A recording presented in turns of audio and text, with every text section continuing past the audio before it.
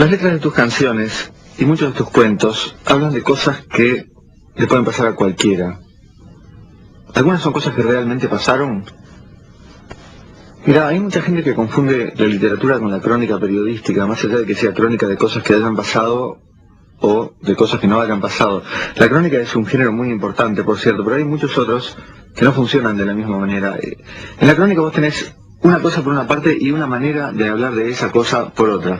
Esas maneras pueden incluir falsear la cosa, ocultarla, ayudarte a entenderla de distintos ángulos, en fin, hay un montón de operaciones que se pueden hacer y que se hacen. Pero en la mayor parte del resto de la literatura el asunto no funciona así.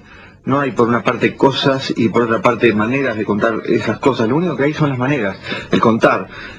Pero el contar en este caso no es un contar algo, en el sentido de que ese algo puede existir más allá de ese acto por el cual lo contamos.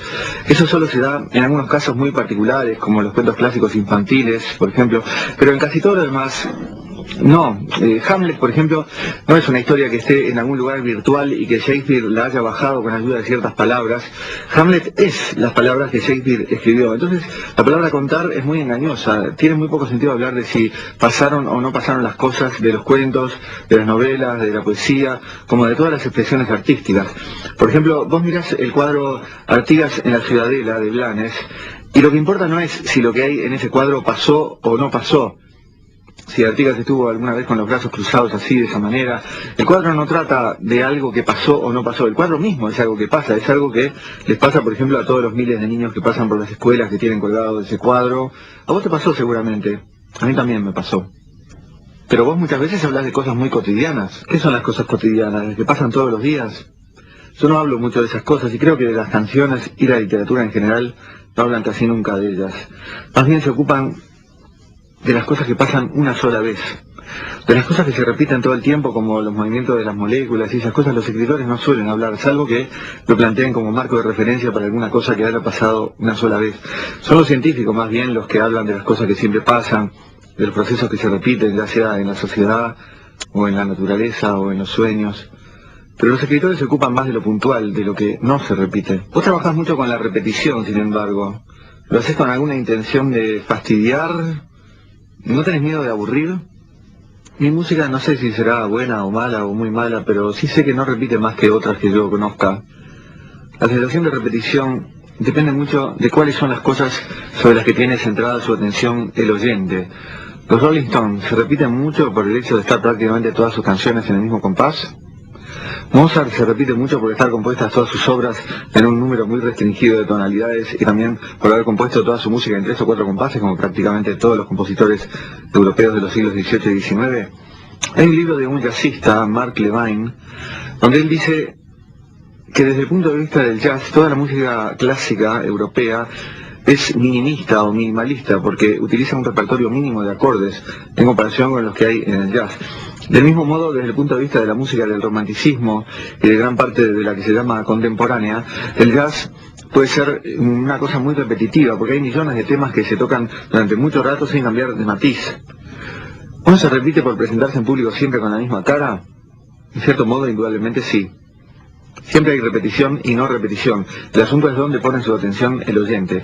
Aunque en esta época la mayor parte del público parece necesitada de un grado muy alto de repetición de ciertas cosas, por ejemplo rítmicas y de instrumentación, hay muchos géneros donde las variaciones en estas cosas son mínimas de un tema a otro. Los Beatles, por ejemplo, si surgieran ahora, si tocaran ahora por primera vez, no podrían entrar en ninguna de las categorías del rock o de la música pop, porque cambian demasiado de instrumentos y de ritmos de una canción a otra. ¿Y vos en qué categoría estás? ¿Cómo definirías lo que haces? Mira, mucha gente se enoja conmigo cuando no quiero contestar a eso, o cuando contesto, por ejemplo, no lo definiría o jamás haría eso. Pero creo que no está bien enojarse por una respuesta de ese tipo.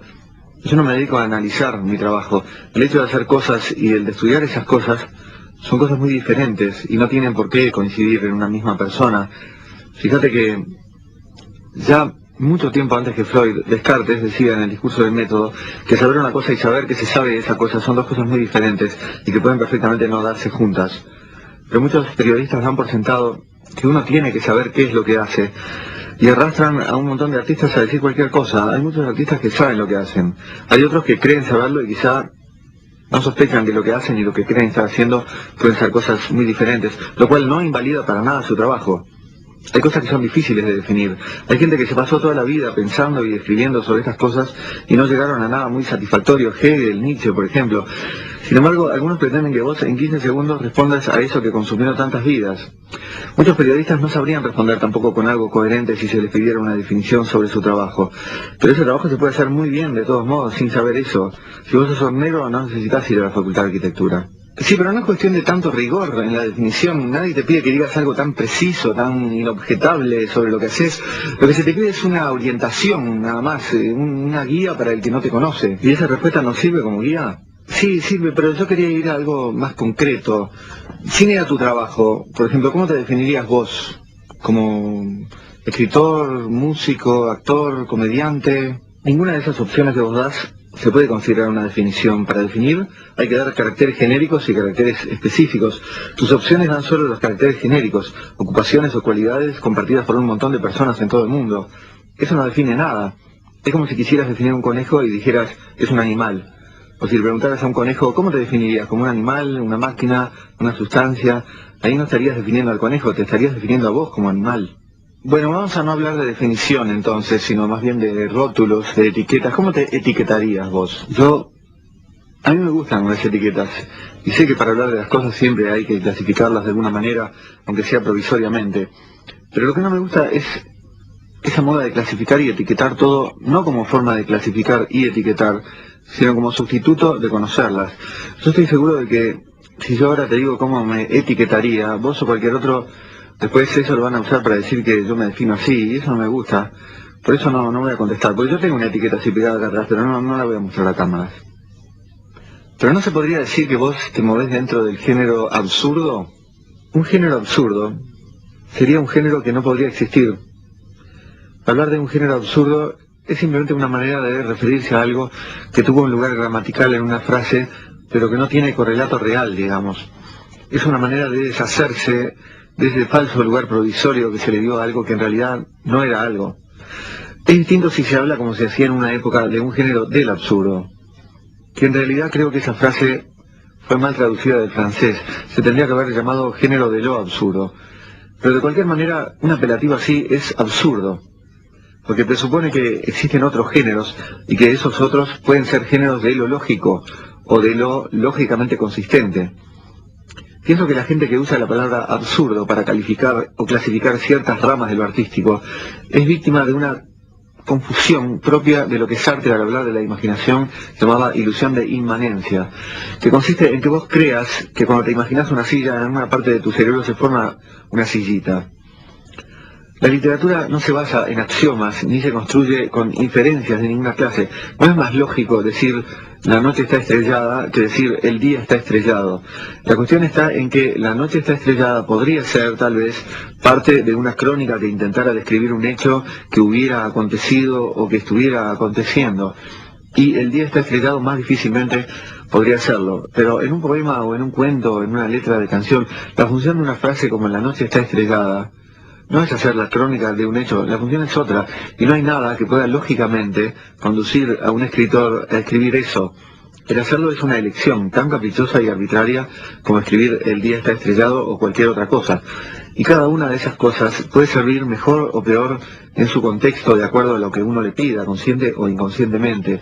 Ya se trata de crear un estado de ánimo, de escribir un lugar, de inventar un lugar, o decir cierto número de sílabas, o develar deficiencias del lenguaje, o lo que sea.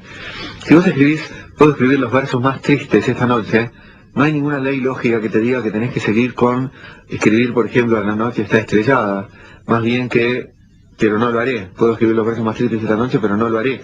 O, por ejemplo, puedo escribir los versos más tristes esta noche, pero voy a optar por escribir un tratado de mecánica de los fluidos. No se trata de absurdo o de coherencia, se trata de que uno pueda decir cosas diferentes en uno u otro caso. Algunas, para ciertos lectores, resultan más esperables o verosímiles que otras. Entonces se las cree literalmente o como representación transfigurada de la realidad. De ahí la ilusión de inmanencia de que te hablaba. Cuando le resultan inverosímiles, en cambio, las clasifica como absurdas. Pero eso está mal, es como sumar peras con manzanas. Hablar de un género de lo absurdo es algo ingenuo, es desconocer lo que es escribir, lo que hace la gente cuando escribe ficción. pero ese desconocimiento por supuesto que no impide escribir. Hay muy buenos escritores que lo tienen, como puede haber muy malos que no lo tengan.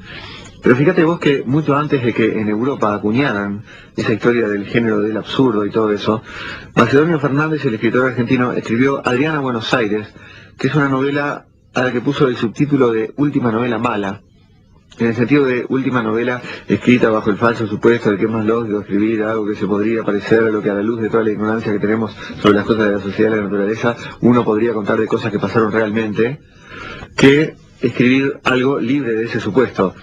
Y después escribió la primera novela buena, que es la novela de la Eterna. Pero claro, la mayoría lo toman como una gracia de él, sin haberlo entendido, porque siguen escribiendo novelas malas una tras otra, que algunas son buenísimas, pero son malas en el sentido de que están presas de ese falso supuesto, están encerradas en esa celda cumpliendo condena por malas.